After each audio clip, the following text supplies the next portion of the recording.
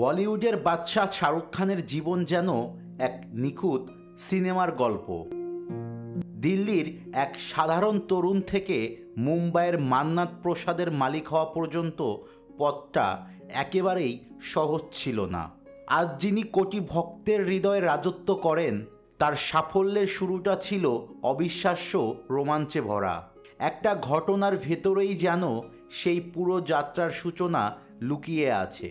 সম্প্রতি শাহরুখের ঘনিষ্ঠ বন্ধু ও চলচ্চিত্র প্রযোজক বিবেক বাসওয়ানি রেডিও নাসাকে দেওয়া এক সাক্ষাৎকারে শেয়ার করেছেন সেই শুরুর দিকের এক অজানা গল্প। যেদিন প্রথমবার শাহরুখের দেখা হয়েছিল বলিউডের সুনামধন্য অভিনেত্রী ও পরিচালক হেমা মালিনীর সঙ্গে। বিবেক স্মৃতিচারণ করে বলেন, একদিন হঠাৎ আমার বাড়িতে ফোন এলো। আমার বাবা ফোন ধরেই অবাক হয়ে গেলেন। ওপাশ থেকে কেউ বলছে, আমি হেমা মালিনী বলছি।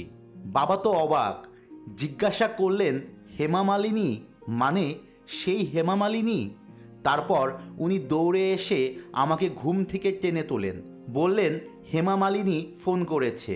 ফোনের ওপাশ থেকে হেমা মালিনী জানতে চাইলেন, শাহরুখ কি তোমার বাসায় থাকে? বিবেক উত্তর দিলেন, হ্যাঁ, ও এখনও আমার বাড়িতেই আছে। তখন হেমা বললেন, ওকে এখনই জাগাও, বিকেল 5টার মধ্যে আমার বাড়িতে পাঠাও।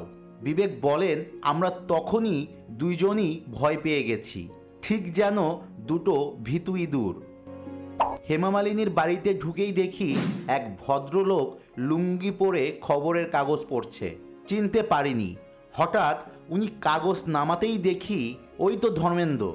এরপর হেমা মালিনী আমাদের সামনে এসে শাহরুখের দিকে তাকিয়ে প্রথমেই বলেন, কিন্তু তুমি তো বেশ কুৎসিত। বিবেক হাসতে হাসতে বলেন, আমি অবাক হয়ে জিজ্ঞাসা করলাম, তাহলে আপনি ওকে নিতে চান কেন?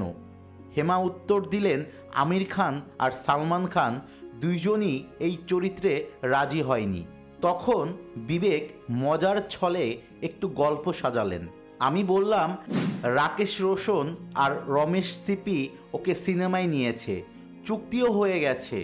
যদিও কথাটা ছিল একেবারেই বানানো, কিন্তু বিবেকের ভাষায় কাউকে সুযোগ দিতে হলে মাঝে মধ্যে একটু মিথ্যা বলাও খারাপ না।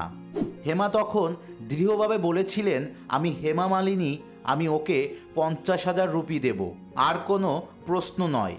অনেকের ধারণা শাহরুখের প্রথম সিনেমা ছিল রাজু বান গয়া জেন্টালম্যান, কিন্তু বিবেক বাসওয়ানি বলেন, আসলে শাহরুখ প্রথম সই করেছিলেন দিল আশনা হ্যায় ছবির জন্য, যেটি পরিচালনা করেছিলেন স্বয়ং হেমা মালিনী। এরপরেই তিনি রাকেশ রোশন পরিচালিত সিনেমায় কাজ শুরু করেন নাইবরিতে। 1992 সালে মুক্তি পায় দিল আশনা হ্যায়। চলচ্চিত্রটিতে অভিনয় করেছিলেন শাহরুখ খান, জিতেন্দ্র, মিঠুন চক্রবর্তী, অমৃতা সিং, ডিম্পল কাপাডিয়া ও দিব্যা ভারতী। ছবিটি বক্স অফিসে বিশাল হিট না হলেও সেখান থেকে শুরু হয় এক নতুন অধ্যায়, এক তরুণের বলিউড জয়ের গল্প, যে পরবর্তীতে হয়ে ওঠেন ভারতীয় সিনেমার অমর নায়ক কিং খান শাহরুখ খান।